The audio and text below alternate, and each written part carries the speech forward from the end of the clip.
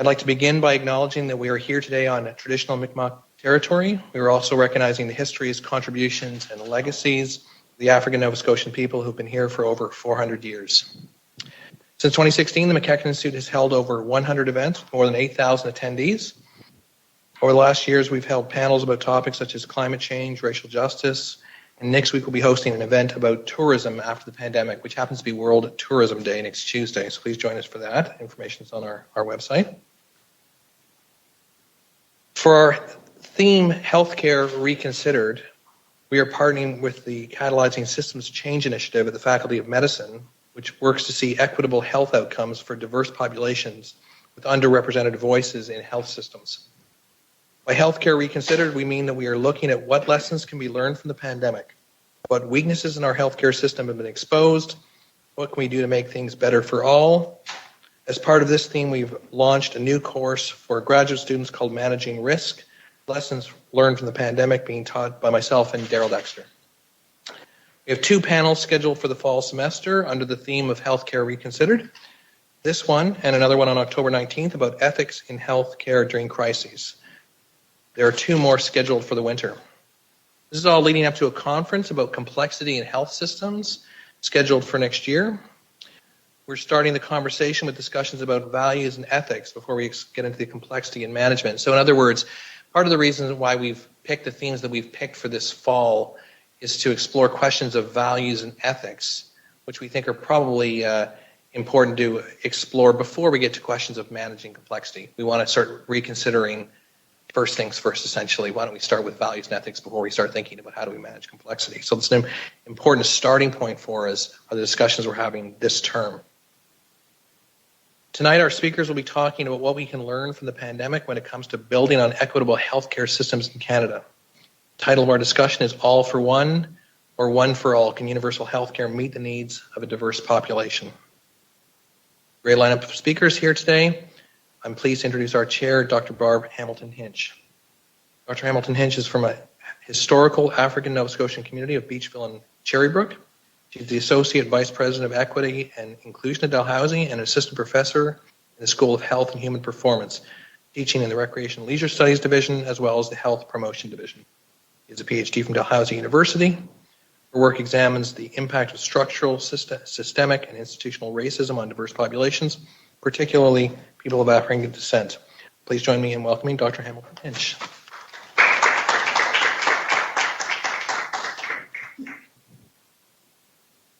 Great. Thank you, Kevin, for that introduction. I'm delighted to be here this evening to chair this important discussion. I'd like to take a moment to mention the International Black Health Conference that is taking place in October, the weekend of October 7th and the 9th, or the 6th to the 8th, at the Halifax Merritt Harbour Front. The conference was organized by the Healthy Population Institute through our flagship Improving Health Outcomes of People of African Descent, as well as the Hope Chair in Peace and Health out of McMaster University with Ingrid Waldron, the Health Association of African Canadians, and the African Nova Scotian Decade for the People of African Descent. We're really excited for this conference and encourage you to go online, register, come, and extend this great evening through that conference from October 6th to the 8th. I also encourage you to attend the conference. Unfortunately, it's not online, so we do like to see you in person on October 6th to the 8th. This evening panel is titled All for One and One for All. Can universal health care meet the needs of a diverse population? We really have to think about that question. All for one and one for all. Can universal health care meet the needs of a diverse population? We have 3 distinguished guests with us, or 2 this evening, that are here to delve into this topic. Our first speaker is Dr. Lawrence Loh, and Dr. Loh is the incoming Executive Director and Chief Executive Officer of the College of Family Physicians of Canada. During the COVID-19 pandemic, he was the Medical Officer of Health for the region of Peel. This region has the highest population and percentage of racial visible populations in the Greater Toronto Area. Loh completed undergraduate training in medical school at Western University and residency at the University of Toronto, during which he also earned a Master of Public Health at Johns Hopkins.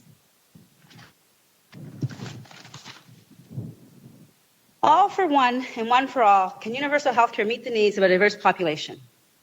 He holds fellowship certification in family medicine in Canada and in public health and preventive medicine in both Canada and the United States. Dr. Loh also holds adjunct professor status at the Dalhousie School of Public Health at the University of Toronto. Please join me in welcoming Dr. Lawrence Loh.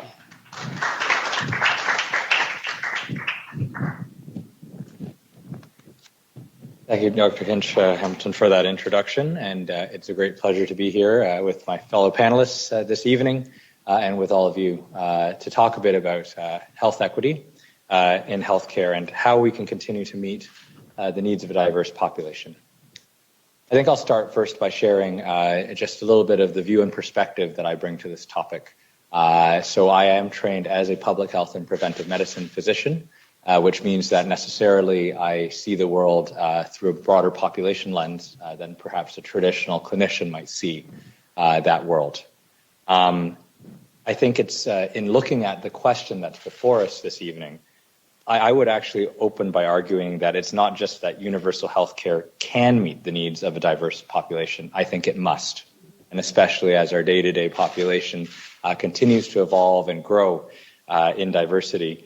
It's also important to note that the universal aspect of the healthcare system needs to be aligned with what we understand in Canada and value about our healthcare system, the idea that people can access services according to their need and not necessarily according to their ability to pay. I think in recent days, and especially since the last 2 years of the pandemic, we've started to see how human resource crises, burnout, other challenges that we're facing the system have now started to exert significant pressures on the healthcare system. And what will be really crucial going forward is that these pressures, these really significant pressures that are putting our system in crises, do not necessarily worsen inequities and disparities in the course of recovery. I think we need to account for the current state of the healthcare system, and then ensure that we are applying our understanding of what ails the healthcare system through that lens of diversity and equity to ensure that we're not leaving anyone behind. I think in addition to sharing that view of what we need to do to preserve our healthcare system, really access and ensuring that the extant pressures on it do not exacerbate inequities and disparities, is for me to also share my perspective as a public health and preventive medicine physician, that my professional view is that health is much more than just healthcare alone. I think we know that healthcare is extremely crucial where health has been compromised. And we also know that the healthcare system has crucial roles in delivering things like preventive services or health promotion, advice, sort of one-to-one other pieces. But I really, I always take an opportunity to drive home the idea that health as a concept is really what happens outside of the healthcare system. It really is about your day-to-day context that determines the choices and the options that you have before you as to whether you will be able to maintain, optimize, or improve your health status. I actually often say it this way, that we need to really, at least in health policy and in healthcare planning, recognize that the broader health system, the system that really maintains and optimizes health, is how we structure our communities through effective policies, through effective addressing of inequities and disparities. And this really means that we need to be able to both undertake both universal policies that help to improve health overall throughout the whole community, but also targeted policies and programs that actually help to address certain inequities and disparities that may be perturbing the health status among certain members or disadvantaged populations in our community. So a good example of this would be, say, for example, with smoking cessation, right? So smoking bans, universal, protects everybody. But you may need to work with, say, community groups or agencies to reach specific communities where you may need to, prevent youth initiation or at least help with smoking cessation, depending on what we know about the data and the rates and the challenges that different communities or different parts of the community may be facing. And I really want to highlight this as well. Addressing health equity more broadly ultimately underpins any success we're going to have in addressing equity in the healthcare system. Because if we don't address the inequities and disparities that continue to perturb health in our communities, we're not going to address the demand that arises from those that will eventually land within the healthcare system. So the two have to go hand in hand. So that leads me to the question that we were asked, which was really to talk about some of our blind spots in our day-to-day work that create and sustain health inequities. And I think one of the biggest blind spots that we have within our healthcare system and health policy overall is that we have forgotten, willfully or accidentally, the adage that an ounce of prevention is better than a pound of cure. I think the focus of the healthcare system still seems to continually be about treatment. It still seems to be about, well, what happens when someone gets sick? And then even when it comes down to the equity and disparities question, it's about, all right, if people get sick, well, as long as they can get into a hospital, then we're good, right? And I actually really think that, we remember the Ottawa Charter with, one of its critical tenets was, reorienting health services towards prevention and health promotion. The reality is we need to start seeing, if anything, and we need to resource it, obviously, because there's going to be things that fall through the cracks in the meantime. But in the long run, we need to start seeing the healthcare system as really the system of a last resort. The way I like to analogize this is that the healthcare system is a little bit like the legal system. You don't actually want to be involved with the healthcare system, hospitals and clinics, et cetera, unless you absolutely have to be. So what we really need to do is start looking at health more comprehensively. And that ensures, again, like I said, that we first need to address the disparities and inequities that perturb health. In an absolutely ideal world, from my view as a public health and preventive medicine specialist, what ends up being seen in clinics and what ends up being seen in hospitals and healthcare are really just the most non-preventable things. If these are the things that just, we tried our best as a society to take care of our collective well-being, looking out for each other, and also did our very best with everything else, then the stuff that should be falling into the safety ideally is the stuff that we had no way or no chance of actually trying to prevent. Another interesting blind spot concerns our own built-in schemas. And Dr. Ian McWhinney, who some acknowledge as the father of family medicine in Canada, was very clear about this in his writing. He wrote that self-reflection is crucial to understanding how our own biases affect how we interpret data or the decisions that we take. And so I really think it's very important that health and healthcare leaders and staff start to understand this in their day-to-day work, in their training, and what they're undertaking, because that will actually allow them to identify views that they may hold, stereotypes that they may hold, unconscious biases that may make their way into decisions or recommendations, particularly if they're policy leaders, particularly if they're in healthcare administration, particularly if they're in policy making. It is critical for people to understand how these biases can actually perpetuate or exacerbate existing inequities if it continues to seep into the decisions that we take, either with individual patients or in deciding on how the system is actually organized. So how did this all play out during the COVID-19 pandemic and our experience in the region of Peel? Well, I think it's first important for me to talk about how any emergency is really an opportunity any emergency is actually an opportunity to see inequities that exist in real time, in a real microcosm. I think a lot of the challenges that we experienced in the region of Peel, which is really made up of many diverse groups, typically working within a very large distributing industry. We had many warehouses, many truckers, many transport folks, working in our community. The way to summarize it is, when it comes to different communities, I think they all experience to some degree a different pandemic. And the old adage is that the disease is the same, but the response to it is different for different patients. I often like to draw the parallel with Atlantic Canada, right? So I think Atlantic Canada, for those of you who are living in Atlantic Canada, you had the Atlantic bubble for quite some time. There was restricted travel in and out of the bubble, et cetera. If you compare that to a place like Peel, where to a large degree all of the industries that Peel was involved in were deemed essential, all of the people that were, all the goods and services that were essential to our country were essentially coming into Peel and then being distributed across Canada. I often grew quite fond of saying that essentially Peel went to work so the rest of Canada could stay home.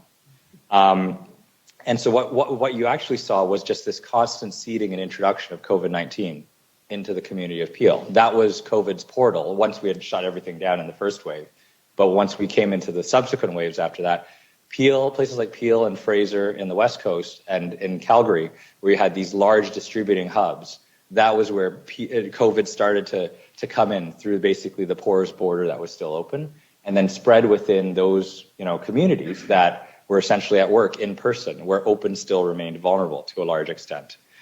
And it's not surprising that a disease that spreads from person to person will find fertile ground in a community like that, where people are still meeting in person because that's part of the demands of their job, where they're living in households where they may have more, there may be more inhabitants in the household by virtue of either socioeconomic status or cultural status, and then subsequent to that, spreading from house to workplace to social gatherings to workplace to house in a continuous vicious cycle.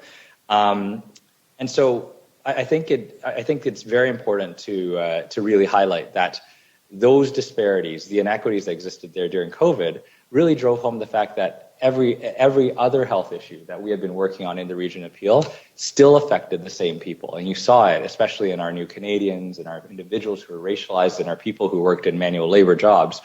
We had always known in public health that they had higher rates of injuries, higher rates of mental health, higher rates of chronic disease. But it was really difficult to draw attention to that and to draw, an impetus for, policy and programmatic action, but not in the midst of an emergency, right? In the midst of this emergency crisis where suddenly everyone was locked down and closed because of, to paraphrase the pro-line lottery slogan, because anyone could get it, anyone could pass it on. I think the reality is that actually drew attention to inequities and disparities in health that were extant in the community for a very long time. And I think the last thing I wanted to just say as well is that a lot of people said, well, the lockdowns, what they did was they actually exacerbated inequities. They actually made things worse. And I actually, to a degree that may be true. But I think it's actually important to note that by keeping transmission low, especially in the pre-vaccine era, you actually were protecting vulnerable workers, right? Because it would have been one thing if vulnerable workers and vulnerable communities, because it would have been one thing if we just said, all right, if you consider yourself vulnerable, if you're an older person, if you're a racialized person who's at higher risk, by virtue of your employment or by virtue of your context, maybe you should take cautions, but everyone else can go ahead and live their lives. We have to understand that as a community, and it may have, I always say this very fondly, it took a pandemic to remind us that we are all connected in a community, right? And so I think to the extent that lockdowns helped to keep transmission low, it helped to reduce the probability that you would actually have this virus seeding its way into vulnerable settings, into essential workplaces that remained open, into long-term care facilities. And I think the easiest way to think of it is if you think about a hurricane, but imagine if we have a hurricane that we control, all right? So it's like, if we go out there and do this, we're going to get a Category 5 hurricane, all right? So if we basically said, all right, everyone go and live your life, and we're going to have a Category 5 hurricane, then you know that people who live in those lower-lying areas would be absolutely decimated, right? But if you actually said, listen, we can all do something to make sure this is not a Category 5, it's a Category 1, to stay home and do your part, then at least the people in low-lying areas, they'll still bear the brunt and they'll still need our help, right? But at the very least, from an overall perspective, you're able to reduce the risk. You're just able to reduce the sheer probability. And that's what happens when you have a disease that spreads from person to person, where interaction is what drives the disaster to a large degree. And so I think that actually draws into the final thing that I was going to say about what we learned in the pandemic, was that there really is, especially for those people who were still on the front lines bearing the brunt of the disease, a significant need for reciprocity. And that really became an importance of understanding the community and its needs in the heat of the pandemic. Some of the things that we discovered, especially in certain cultural communities in Peel and certain socioeconomic situations, was that you needed things like barrier-free testing, where people were, they're not going to sign up on their phone.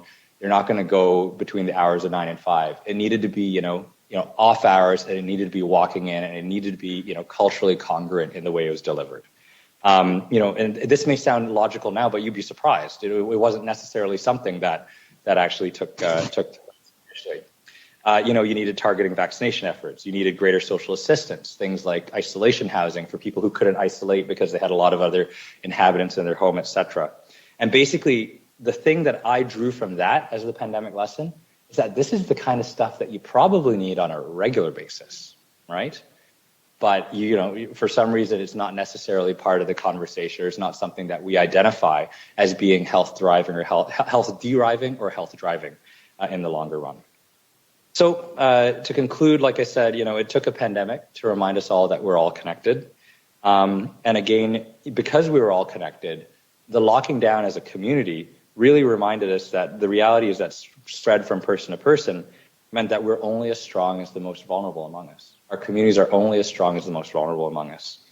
And so to the degree that I think, the pandemic brought to light these inequities and disparities, I think it also acts as a bit of a roadmap, right? The opportunity to use the networks that have been developed, the learnings out of engaging with the community that maybe hadn't been done prior, and also lessons learned on how to make sure that we're making, opportunities for people to enjoy their best health possible for all, either through the continued, universal efforts that health and healthcare do in terms of ensuring access and whatnot, but also through this proportionate universalism of targeting those that actually need support as a result of the inequities and disparities.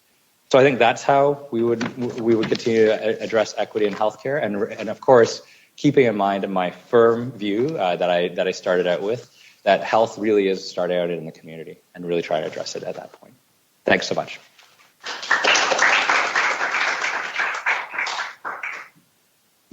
Thank you, Dr. Loh.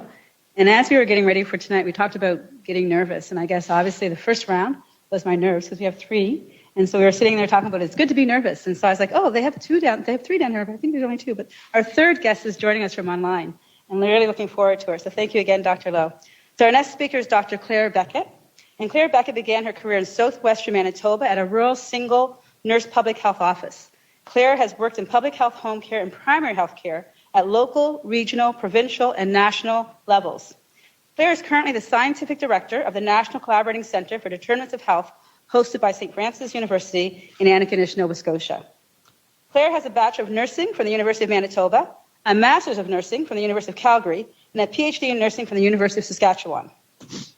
Claire is a past president of the Canadian Nurses Association and the Community Health Nurses of Canada, as well as past chair of the Association of Regulated Nurses of Manitoba. So please join me in welcoming Claire Betker.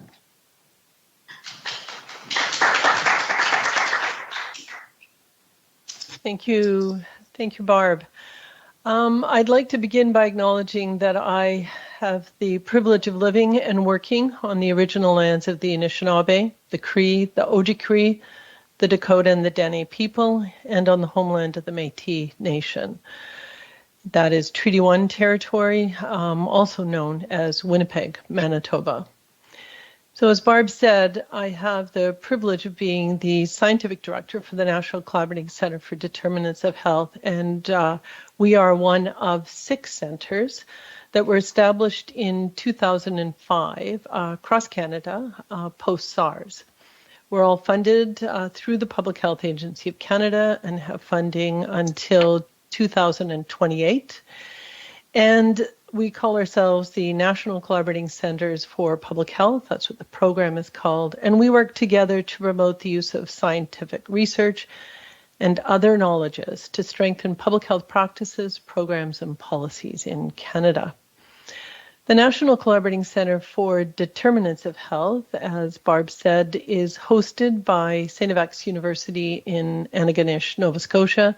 So it's located in Mi'kma'ki, which is the ancestral and unceded territory of the Mi'kmaq people. And we acknowledge that land, or this land, not only in thanks to the Indigenous communities who've held relationship with the land for generations, but also in recognition of the historical and ongoing legacy of colonialism.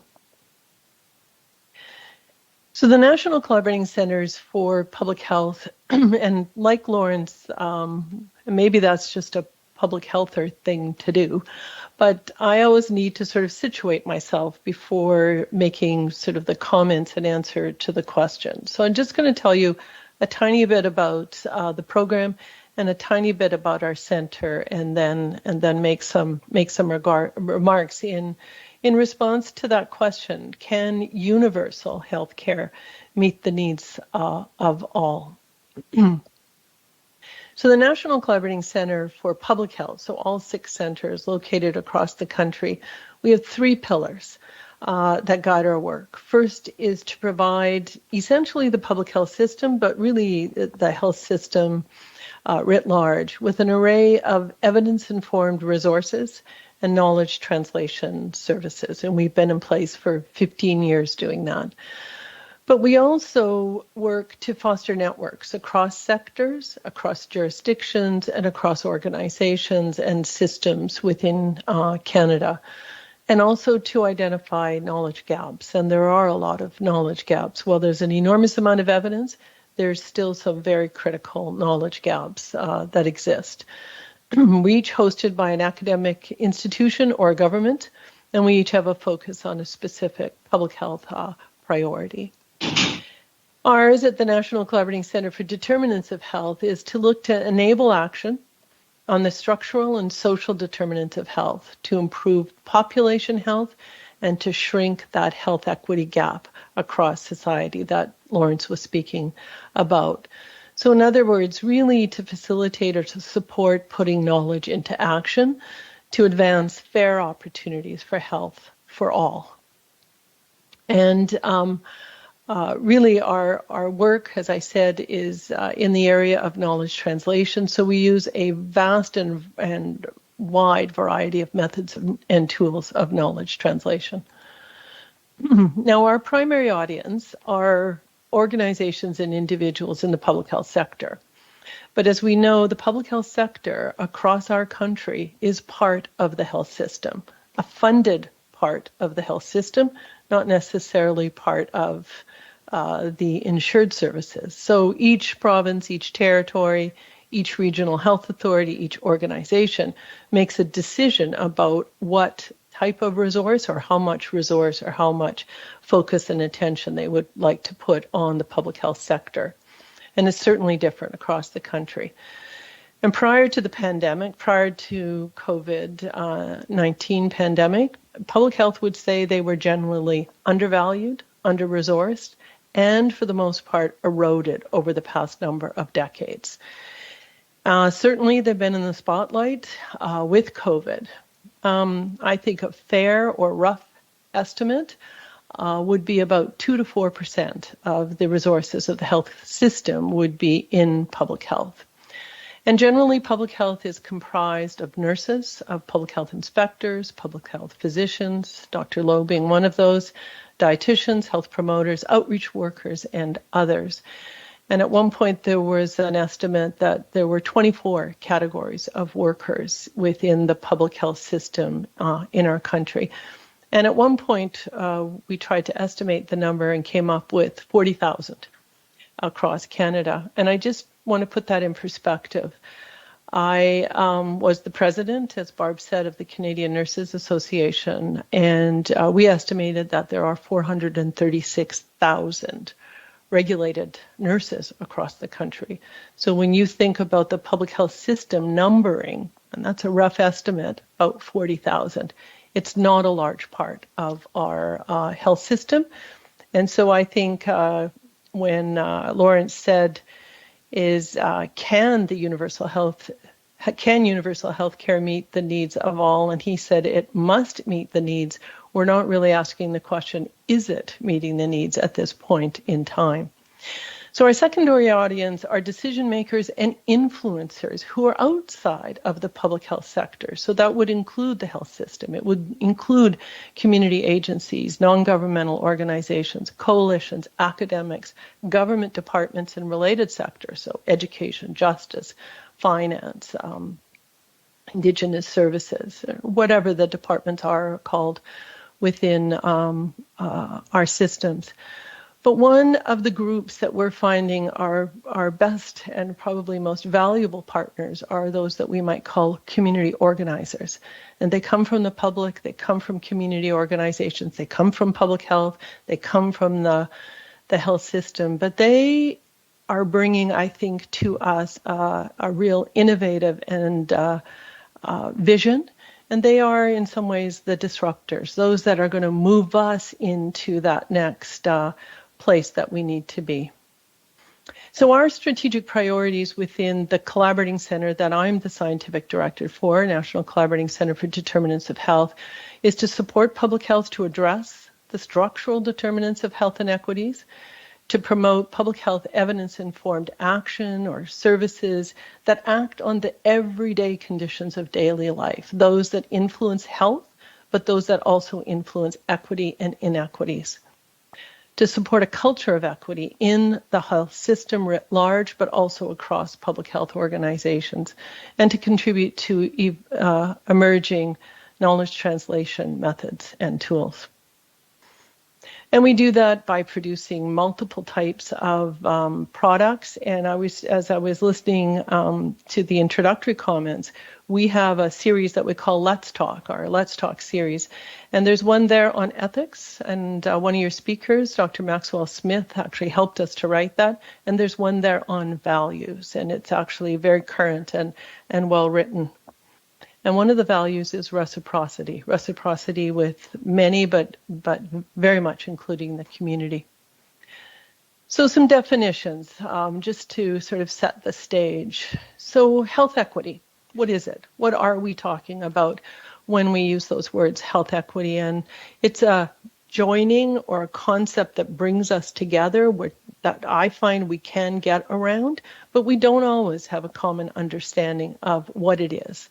It's definitely aspirational. It's probably something that we won't ever see in our lifetimes in terms of actually achieving, but it is certainly worth the effort and the means to get there. So what it means is that all people, individuals, groups, communities, have fair access to, but also can act on opportunities to reach their full health potential and are not disadvantaged by social, economic, or environmental conditions, including those that are socially constructed, such as race, gender, sexuality, religion, and social status. And achieving health equity requires that we acknowledge that some people have unequal starting places and that different strategies and resources are needed to correct that imbalance and to make health actually possible. And health equity is achieved when disparities or differences in health status between groups are reduced or eliminated. And the first step to doing that is to recognize that they exist and be able to see them. Inequities, so health inequities, they exist. That is not aspirational. Those are everywhere, and COVID scraped away whatever ice or frost that we had over our eyes, but just scraped it away and allowed us to see it in really a very, very real way. But an inequity refers to a difference in health associated with both structural but also social disadvantage. And they're systemic, they're modifiable, and they're avoidable and unfair. And thus the importance of those values and that values reflection. They're rooted in social, economic, and environmental conditions and power imbalances. And the majority of differences in health reflect actually an unfair distribution of the underlying social and economic conditions required for good health. Very, very similar to what Lawrence said. So it's outside the health system. It's really in society writ large. But the health system is part of society, and it is seen as a leader, and it has a lot of influence in how we make decisions generally. So the structural determinants and the social determinants act together. The structural or the political, cultural, economic, and social structures, they include our natural environment, things like land, climate change, but they also include the history and legacy of oppression, of ongoing colonialism, and systemic racism. And they're also known as the structural drivers in that they actually shape those conditions of daily life. The social determinants of health are the interrelated conditions or circumstances that people are born into, they grow up in, they live, they work, and they age, and they found themselves in the middle of the COVID pandemic. And they don't operate in isolation, nor is the solution to address one of them alone. So for example, income, education, or actually to ask questions about the health system outside of the social context. And those determinants intersect, and they cause the conditions of daily living. And we saw over the last 2.5 years this occur over and over again. But the conditions of living, daily living, to shift and to change over time and across the lifespan. So it's something that's always dynamic, always moving, and is always impacted by what's going on around us. So what? So what does this mean to us? What does it mean to this conversation? And I want to give 3 quick examples of some of the work that we've done at the center that I think might give some insight and some answer to that all for one or one for all, or can universal health care meet the needs of all?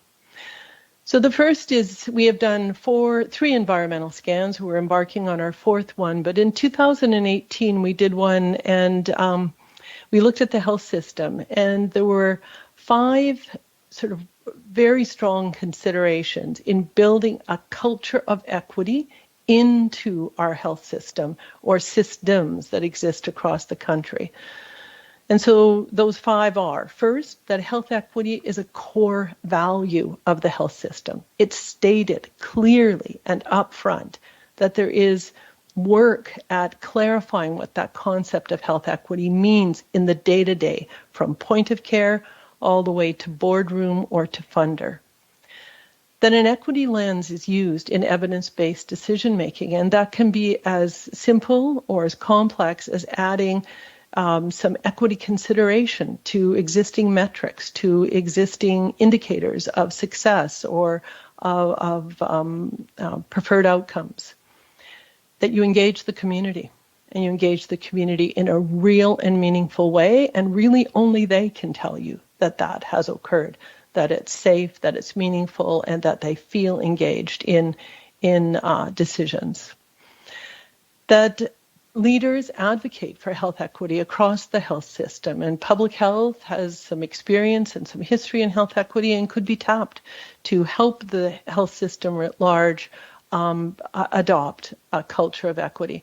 And finally, that there is provision for, time for, space for, safety for, values reflection, because it's not easy work, and it challenges us deeply. So the second example is we held a series of what we called COVID conversations, and our first series we actually held in April of 2020, so just after the pandemic was declared. In all, we held 15 conversations. They all were recorded. They're all on our website. But after the first series, so right away in 2020, we did some thematic analysis, and we came up with 4 themes, and we published actually a manuscript highlighting our findings. But the 4 themes, and I think they are very relevant to the conversation today, is that oppressive, unjust systems and there were and there are oppressive and unjust systems, and that there were and are existing health and social inequities. We need to be able to see those, acknowledge those, talk about those, and realize that they're there. That health and social systems were under duress and became actually in some ways non-responsive to equity. It seemed to shift and change as the time moved on, but early days, often the equity considerations were not what was front and center of the table as decisions were made. There were disproportionate impacts of COVID-19 that were driven by underlying structural and socioeconomic inequity. But there was also enhanced momentum for collective mobilization, for social transformation, and for policy innovation. People said to us, I've been working on this policy for 20 years, and it occurred within a month or 2 months. So there was some real shifts and movement that occurred actually very quickly, especially in the early days. And then finally, we did, because as I said earlier, we look for different kinds of evidence, different kinds of knowledges. We did what we called an equity in action project. And so we went out and harvested stories of success. Where did equity actually stay central? Where was it actually pushed forward in different places across the country in their response to COVID? Because there was a gap in terms of knowledge to action around that. So we harvested stories. 18 stories are in progress. There are 7 online. And just you talked about blind spots, but I'm going to talk about what actually made equity in action occur. So what were the facilitators? First of all, meaningful community engagement. Some of that was done after COVID hit. Much of it occurred before we were in the pandemic. Those solid relationships were in place. There was flexible and tailored responses. The organizations allowed that to happen, that the responses could be flexible, could be tailored, could be informed by community. There was collaboration across the partners, across the system, across the sectors. And the work towards shared understanding of equity and health equity amongst the partners. There was adequate infrastructure for things to occur. And really importantly, there was organizational and leadership commitment to actually equity in action. So I'll stop there. Those are some thoughts in terms of where we might reconsider healthcare or reconsider the health system and think about it from that universal perspective. So thanks for the opportunity.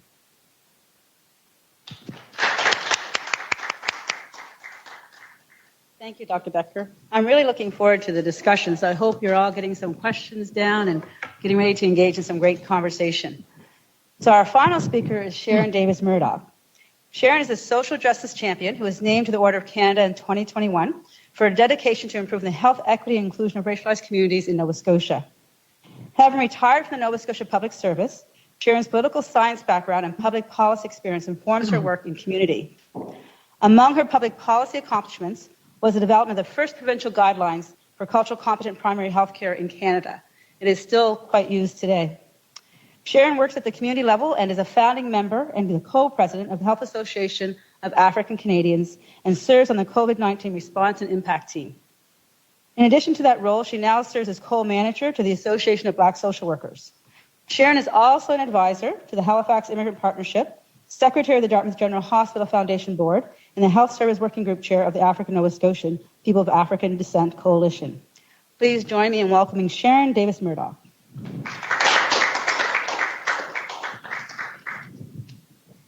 Thank you, Dr. Barb. Good evening, everyone.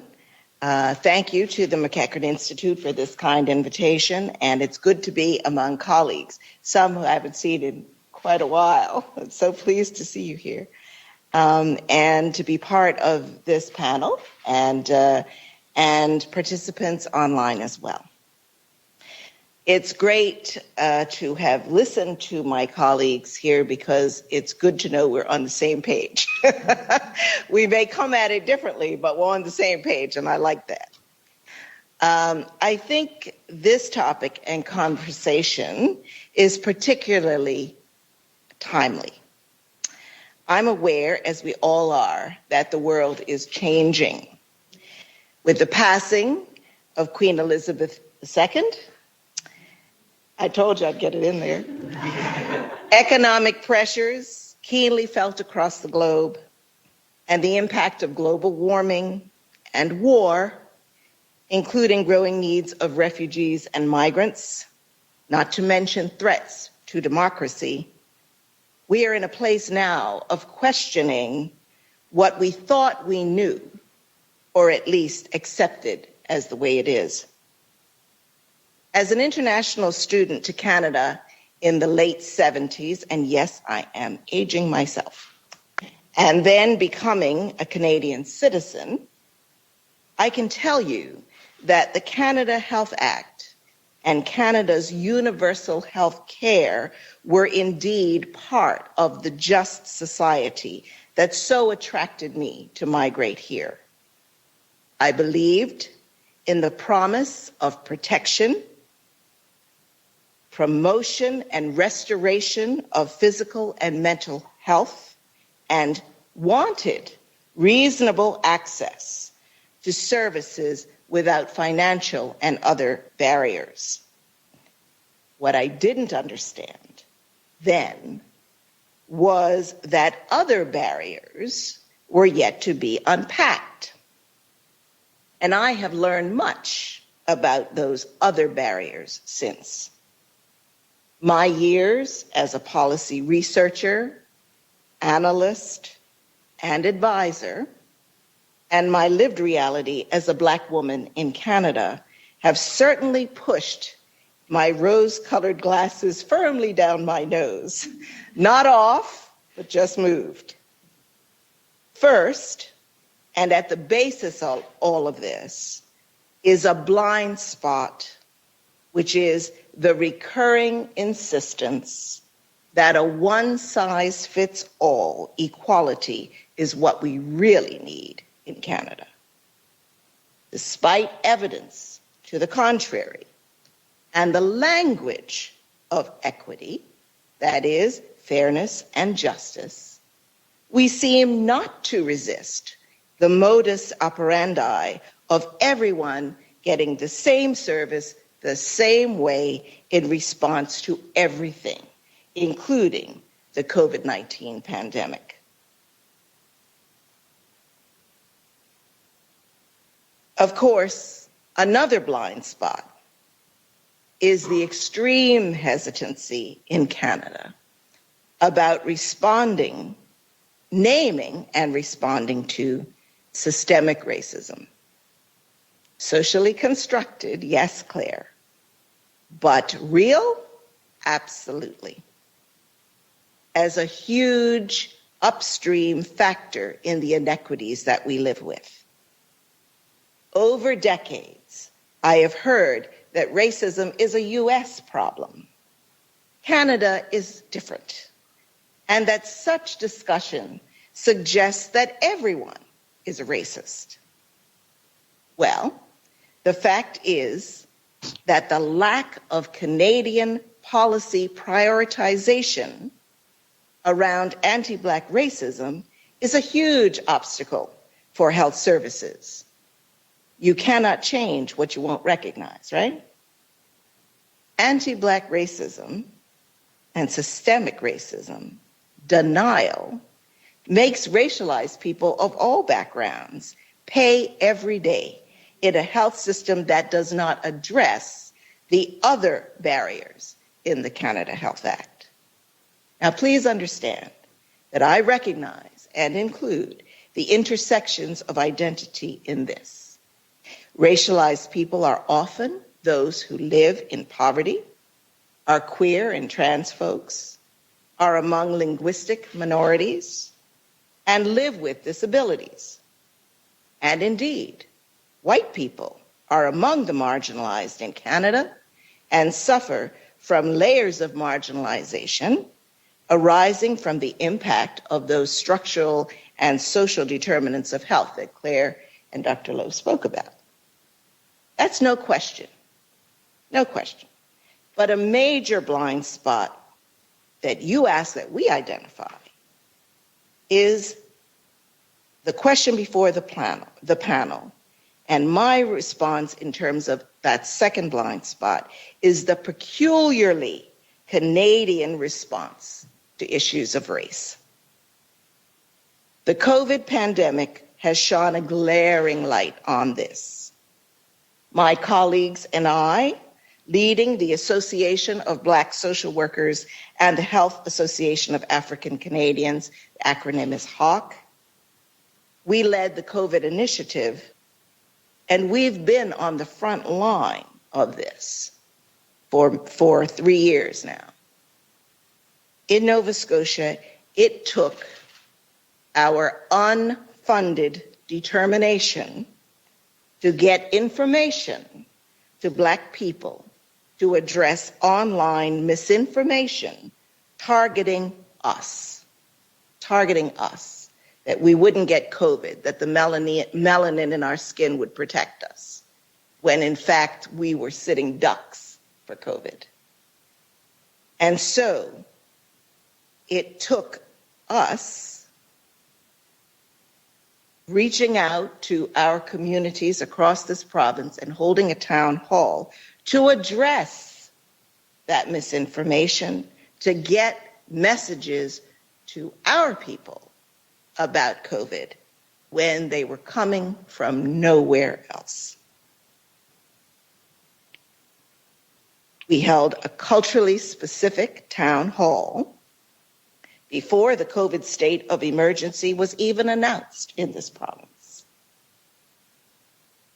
So with COVID, came the one-size-fits-all MO again, as it almost always does. And it took determined advocacy to move the system toward culturally specific approaches, even vaccination clinics that had to be culturally specific in order to reach our people and to reach them in ways that they could relate to. We did that. We had to push the system to do it.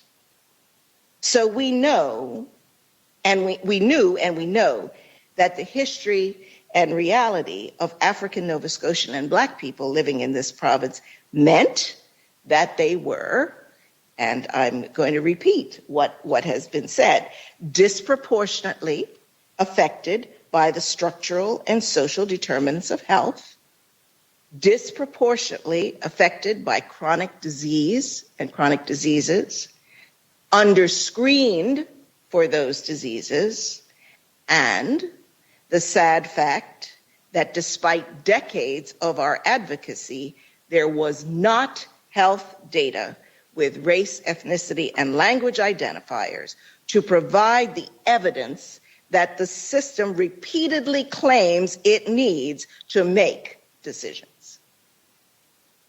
As well, we at HAWK have stressed the importance of cultural competence in policy approaches and cultural competence in clinical service delivery. That is the awareness, knowledge, skills, and policies needed to serve people across their diversity, and to do so, and this is very important, with anti-racist action. Anti-racism is not passively saying we are all against racism. It is action around how we demonstrate how we, in fact, are against it.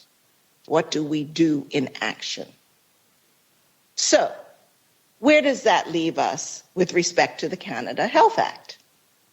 For me, it means that the monitoring and measuring needed to improve health outcomes among racialized and marginalized people needs to be robustly implemented, as does disparity reduction and a genuine commitment to health equity, all as part of the work of universal health care.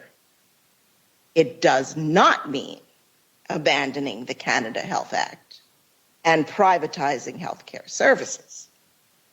We have only to look to our neighbors to the south, where African Americans have lost their COVID health coverage when they lost their jobs due to the pandemic, where African American women especially, but also other racialized women, are more likely to die from pregnancy or childbirth-related complications than women in peer nations. That is today in the United States.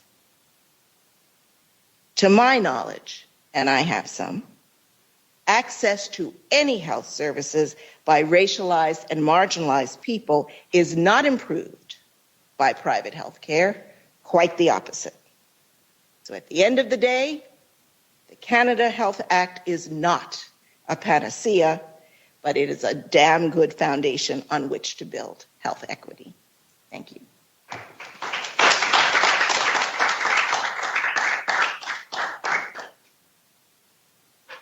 Thank you, Ms. Davis-Murdoch. So it brings us to the point where we're going to engage the audience. So we'd like to first thank to all the panelists. So a big clap for our panelists. Thank you. And the way our Q&A is going to go, I'm going to first take questions from the room. And please press the button. There's a button where you're sitting on the desk in front of you to add your question to the queue. And if you're joining remotely, please type your question in the meeting chat. And Dr. Adelet Botha will select a question or two from the remote audience and read it out loud to the panelists. Please direct your question to one of the speakers. That said, panelists, please feel free to answer any question you wish. And we'll do our best to get to as many questions as possible, but we may not get to all of them. And the conversation and the presentations by the panelists have given us so much to think on and discuss, so I'm looking forward to engaging in this part of the conversation. So I'm first going to see if there's any questions in the room for any one of our panelists. A comment you made in your talk with the positives of the COVID pandemic was that you thought that there was adequate infrastructure to mobilize this response. That was not my lived experience about the COVID on the ground floor, so I don't know if I misunderstood you there. No, what I said, and no, there wasn't adequate. I would agree with you 100%, not my lived experience either. But where in those stories, so we collected those 18 stories, one of the things that facilitated them to be able to take action, equity action, was adequate infrastructure. So Thank you, that clarifies it. yeah. Yeah, go ahead, Dr. Yeah, I would echo that. In fact, I think the perspective that we had that I shared with a public health class a few weeks ago was, there was a lot of money that got thrown to build infrastructure in the midst of the response, and the first thought I had as a public health practitioner was, well, imagine if we had this sort of this sort of resourcing and this sort of attention on all the other health issues that we're meant to be tackling. So I think I would echo that finding from your study, Claire. Thank you. Any other questions? Yes. Go ahead. I can be heard, yes. Can you hear? Okay, great. The question is for Sharon Davis-Murdoch.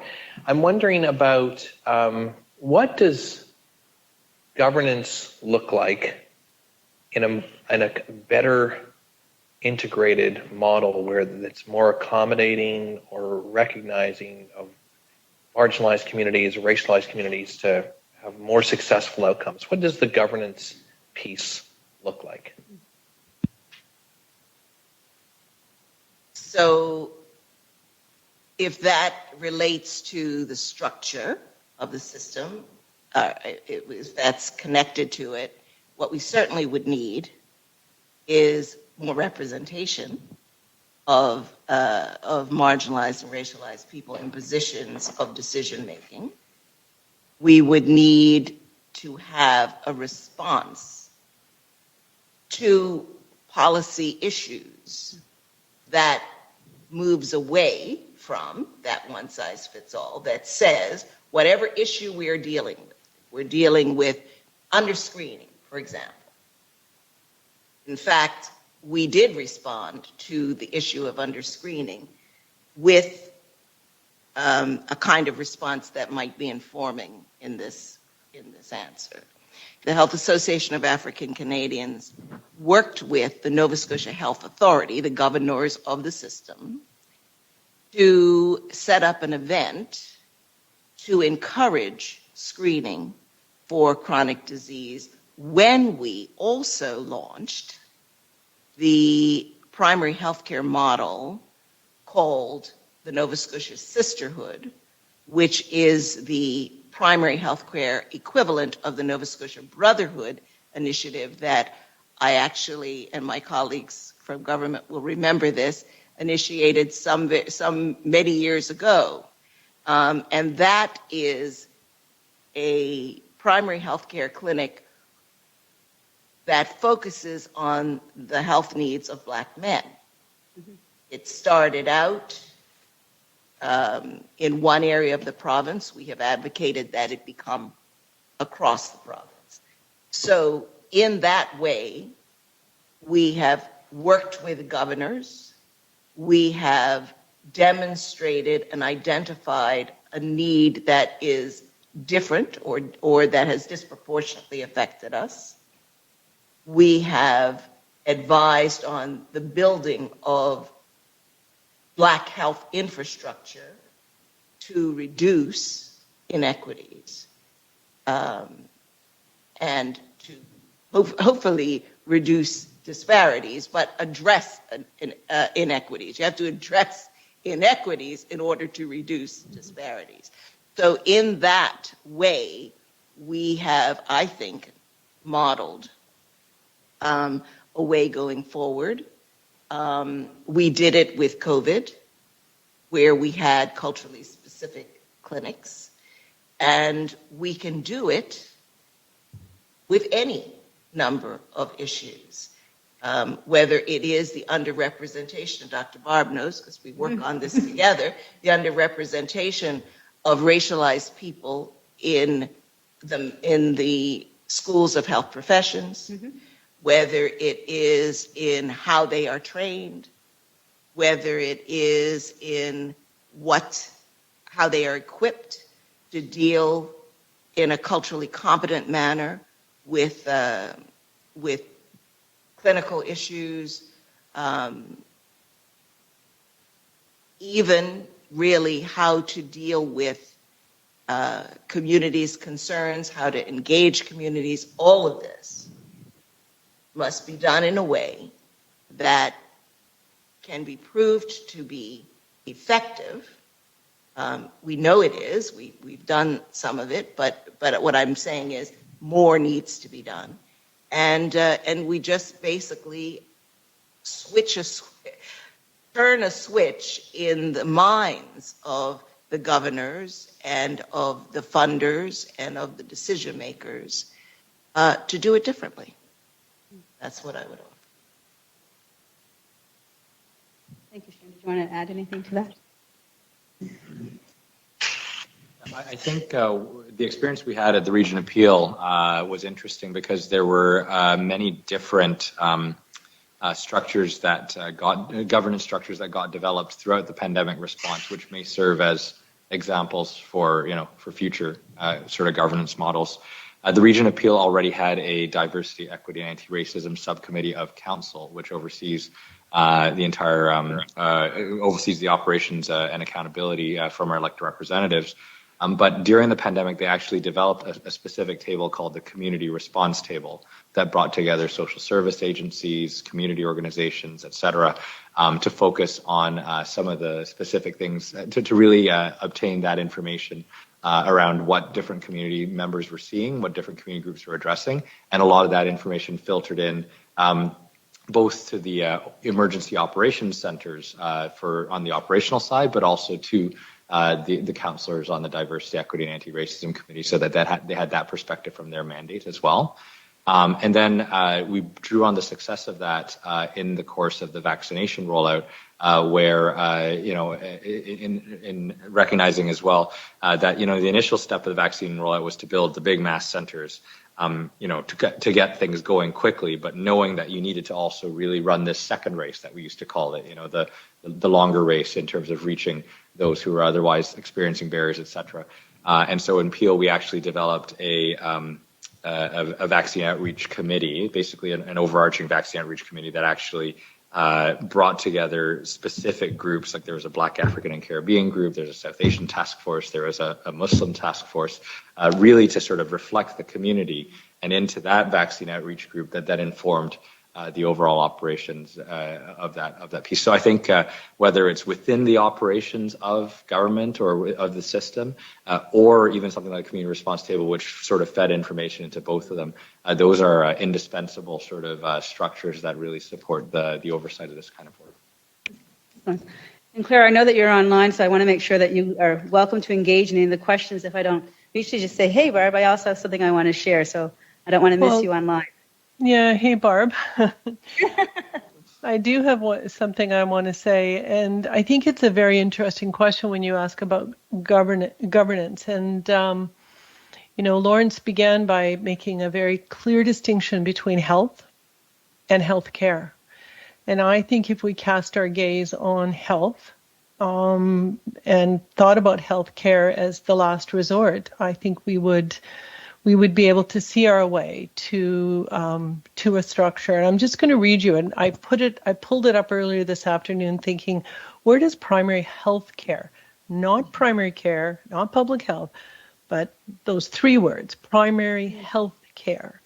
I mean, it was outlined, Sharon, I'm probably in the same generation as you, it was outlined in 1978 in the Declaration of Alma Ata, and again 40 years later in 2018. And it says that, real primary health care is a whole of government and a whole of society approach. I think that answers a bit of the governance question to health that combines the following three components: a multi-sectoral policy and action, empowered people and communities, and primary care and essential public health functions as core to integrated health services. And I've spent, as my introduction said, my entire career in what I would consider the margins of the healthcare system: home care, primary health care, primary care, and public health, not in what is in the core. So if we could inverse that, and I mean, Sharon and Lawrence have given, but Sharon in particular, some really strong ideas about how to do that. I think we could answer that governance question, but it's almost an inversing and shifting in a real way towards health, not healthcare. Thank you. I was just going to check to see if there's any questions online that we have. Okay. Going back to our audience in our space.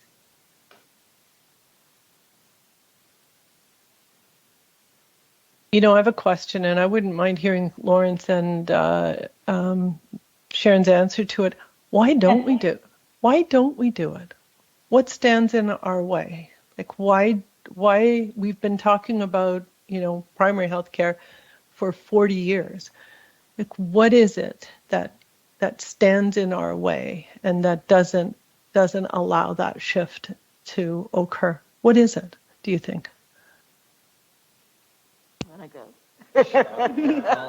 You go, I'll go. I'll start, and I think a lot of it, and this is a public health Claire, to some degree. So if you think about public health and primary health care, commonly delivered by family physicians together with multidisciplinary teams, which we're not even speaking of resourcing and things that we ought to get to. I mean, that's something that we ought to have got to a long time ago, but still again on the margins, as you put out there. I think it really comes down to the fundamental nature of that work being actually really high value in terms of health promotion and prevention, et cetera, but also being incredibly invisible, right? I think, and in my first column with the Canadian Family Physician Journal in my new role, which will be coming out next month, and I encourage you all to check it out. It's titled "Everyday Miracles Require Bold Action," because I think that's really what you do in the community when you are, working in public health or you're working in primary care and primary health care together with community partners trying to forge those relationships. No one's going to talk about the community coalition that got a bike lane built in a disadvantaged neighborhood that saves people from injuries or mortality. But they will talk about the one person whose sight was restored by some sort of surgery in a hospital, without talking about maybe all the antecedent social conditions that led to them having the ophthalmic condition that actually required them to get there.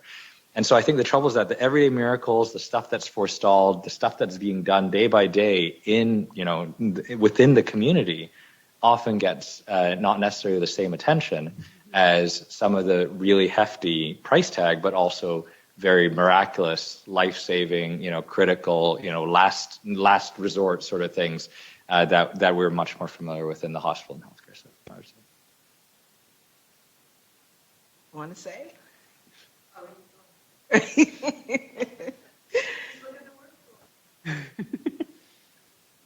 We were policy colleagues. Yes.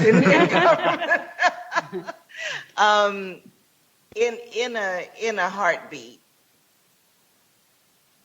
the system doesn't know how and is afraid to do it. The system also is made up of people who are not reflective of the people that it serves. And so it does what it's always done because it's comfortable doing that. And the lack of political will to take risks, to invest in things that are unusual or outside of the box is also, can be paralyzing, right? So those are the reasons why, and Claire, I know you know the answers to this, but I think it's also about the why not. And as I say, I do think we are in a different place in history. The pandemic has changed many things, and it has created the conditions. Sometimes that's what it takes. I mean, God forbid, I'm not wanting any more pandemics, all right? But sometimes it takes that kind of monumental shift to create the opportunity. We are seen in my community-based organization quite differently now than we were pre-pandemic, because we offered solutions, and there was like, well, we don't know how to reach these folks, so if you can't, here's a few dollars to do it, right? So, it is what it is. But I think it would be foolish of us not to take the opportunity, not to take the learning, not to take the, as my mother, God rest her soul, would have said, necessity being the mother of invention, right? Not take those inventions and actually concretize them and make it possible to do things differently. I think we can, and I will always be optimistic about that. Did you want to add something, sister? Okay. Sharon's asking someone in the audience if they also wanted to contribute, so in case those couldn't see online. Any other questions? Yes. Yeah. So as we see certain provincial governments into our health crisis, what how does that square with trying to invest more in preventative medicine? Like, do you see this how do you see this vis-a-vis kind of what some of the solutions are towards our healthcare system? Is it to anyone? Oh, for Dr. Loh? I mean, it's an interesting question. I really, I don't know. Sharon drew on the United States, and I feel a bit obliged to do so as well. Being board certified in both preventive medicine in Canada and the U.S. And I think one of the most fascinating things about going to the U.S. Is just the fascinating things about going to conferences about preventive medicine in the United States, rather, is just the very different perspective that they have on it. It's a health insurance tool there. It's about reducing health insurance costs for private corporations. And it's also a military tool, because the military is one of the largest populations of the United States, has a vested interest in keeping healthy. And so I go to these meetings and I'm surrounded by all these folks who come from Kaiser Permanente and all these other health insurance companies and from the U.S. military. And I'm this person in these rooms where they'll say, yeah, but if we hadn't prevented that thing, then that person wouldn't have had to go to emerge, and then they didn't have insurance, so they had to get transferred to the county hospital, and then they didn't get seen, and then had a severe outcome. And they're like, but we've all had stories like that. And I sit there, I'm just like, no, there are some people that, I've had certain stories like that, but not to the extent of just insurance So I think, I would echo Sharon's perspective. I actually think the Canada Health Act, and the focus on really trying to cover people based on need rather than ability to pay, at least as a foundation and a value,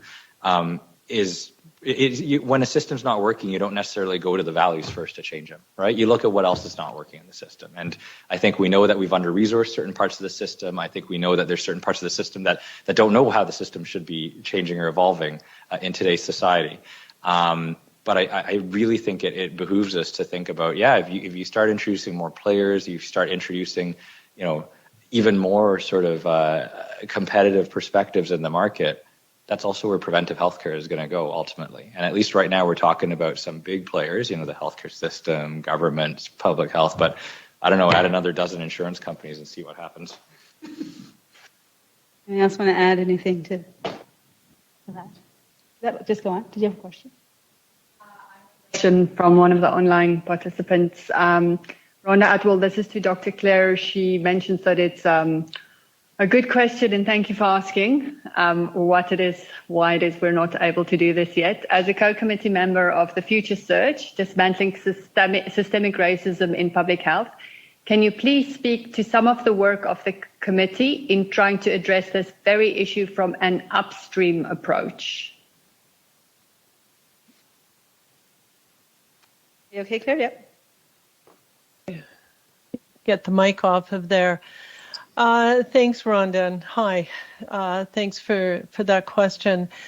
And what Rhonda's speaking to is in May just passed, so in 2022, we brought together, we invited about 100 and we had 50 in the virtual room for 5 afternoons. And the agenda was around disrupting white supremacy and building an anti-racist public health system. So that was the question that we considered for 15 hours, online hours together. And the first of the 5 days, I think we had 52 in the room, and by the end of the 5 days, I think we had 48, which speaks to the commitment of the folks that were in the room. And we were very careful about who we invited, made sure that there were students, that there were younger and up and coming practitioners, made sure that there were decision makers in the room, made sure that there was practitioners, that we had racial representation, if you will. And the future search is a process that we use that actually came to some commitments at the end. I think there were 8 or 9, and we're coming back together actually next week to take a look at what has transpired since and how can the National Collaborating Centre for Determinants of Health, but our partner, which was the Canadian Institute of Health Research, the Institute of Population and Public Health, how can we as 2 national organizations support the folks that were in the room together and collectively to continue to advance that agenda. And what I found fascinating was I heard over the weeks afterwards, the words that came up in those 5 days together in May, reverberating, if you will. You could hear them in folks that had been there that were on panels or in speaking. But another thing that's coming out of it is we at the National Collaborating Centre are launching our first ever podcast, and the first season, and it's got 6 episodes, and it's titled Mind the Disruption. And Rhonda, some of the people that were at the Future Search are featured in this particular series in the first 6 episodes, and there'll be others and other people featured when we move into season 2. But it's called Mind the Disruption, and it's about people. I'm reading now from its promotional material, but about people who refuse to accept things as they are, people who are pushing for better health for all, people who have a deep desire to build a healthier world. And in those sessions and in that podcast season, it's really trying to answer the question, what does disruptive action for health equity look like? And how do we cultivate creative discontent in ourselves, but also in others? And it really is trying to reflect a desire to maintain the status quo cannot coexist with a radical commitment to health equity, that they just cannot be together, and that the world can be different and can be better, and what is that disruption? And just also one more point to answer Rhonda's question. I was at a conference in Charlottetown a couple of weeks ago, and there was a lot of talk about, and Gaynor was there, and I think she's online, Gaynor Watson-Creed. There's a lot of talk about action, and there was a lot of talk about relationships and relational leadership and connections. And there was a tiny voice that seemed to pop up the notion of disruption. And I mean, when you start listening for it, you hear it. And I think in those voices, and Lawrence and Sharon, you can hear it in you and in what you spoke to today, finding those small or big examples of disruptive action for health equity, for the intention of health equity. And so the Future Search, our podcast, and just cultivating, I think it's our staff that said creative discontent in ourselves and in others will move us towards, I think, a better future. And I do agree, Sharon, COVID has given us that opportunity. It disrupted us. It massively disrupted us. So now how do we continue that, the movement forward and tackling those big topics of like I said, white supremacy and building an anti-racist public health system as one example, but there's many that we need to work on together. Excellent. Thank you, Claire. I have one more question. Dr. Loh, here we are in medicine. So I want to ask you this question. The McKechnie Institute has partnered with the Faculty of Medicine to have some of these exploratory discussions about values and ethics. What is the message to faculties of medicine about the education program they have in place that may need to change or not? Or I leave it to you to hit that one of the park if you'd like. But some thoughts on that question about how can syllabi change? How can programs change to address some of these challenges? Yeah, I think people are going to think that you planted this question because I had the great privilege of serving on the consulting, one of the consulting bodies for the new medical school, which is coming up with Toronto Metropolitan University in Brampton, Ontario. And one of the big questions they asked was, well, how do you inculcate equity? And I think, if anything, Claire's principles, and Claire, I will readily admit I didn't actually hear those 5 principles until tonight, but I was scribbling them down, and I'm going to have to, commit them to memory.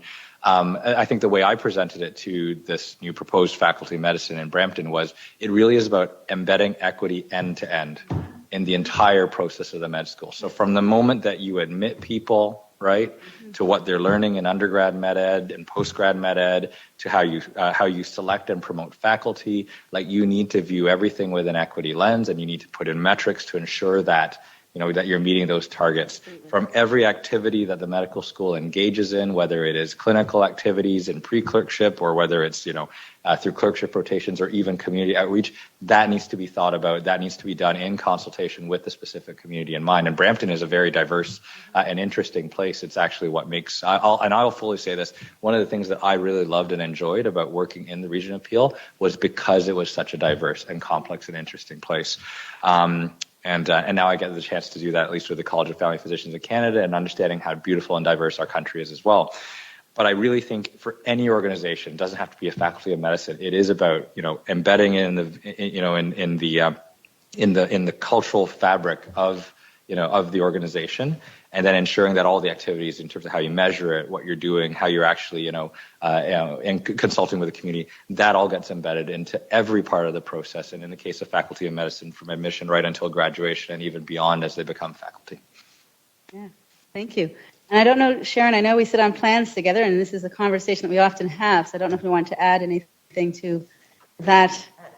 I think he covered it. I invite you to say something. Well, there's been so many times I want to engage in conversation with all three of you, and I'm just so happy that you're speaking to the choir here in terms of the whole preventative health care. Like, I'm glad you gave a nod to health promotion and that preventative care, and we need to really think more about that. And Claire, I'm so glad you talked about the structural and social determinants of health. Often people don't want to talk about the structural determinants of health and how that impacts communities, particularly those that are coming from diverse and racialized communities. And people don't want to talk about the institutional racism that exists in some of these structures that are here. And even the fact of all the things that we've done with HAWK, and so proud of the COVID-19 response team that still continues to support the community. And that's a model that we can use across Canada of how we support communities and how we use communities to support each other. And when you talked about, Lawrence, that COVID made it a reality that we're all one community. And I liked your example of the hurricane as an example of what COVID was like for different populations. And so today has just been such a rich conversation. And sitting as an associate professor in the School of Health and Human Performance and on plans, which is connected to medicine, it really has been enriching. And I hope that we use this presentation today in all of our faculty of health, especially in medicine. So it's time to wrap up discussion, but I got a couple of points in about how I was motivated by what was been shared. And I like the idea of us all being disruptors. I think that's important. So everybody in this room needs to be disruptors. And I often like to say that I am a disruptor. So I thank you for giving me permission to continue to be that disruptor. So please join me in thanking the speakers for their thoughtful remarks. The McKechnie Institute has a gift for each of you. Claire, one will be in the mail to you. And I'd like to thank the McKechnie Institute and the Faculty of Medicine for hosting this event. And please remember to check out the International Black Health Conference during the week of October 6th to 8th. And similar conversations will be happening at that conference. So we do hope that you're able to attend. Registration is still open and online, and we look forward to having you join us there. But I'm going to just say thank you to everyone, and thank you for joining us, those who are here and those who are online. And I hope you enjoyed the discussion tonight as much as I did. So thank you again.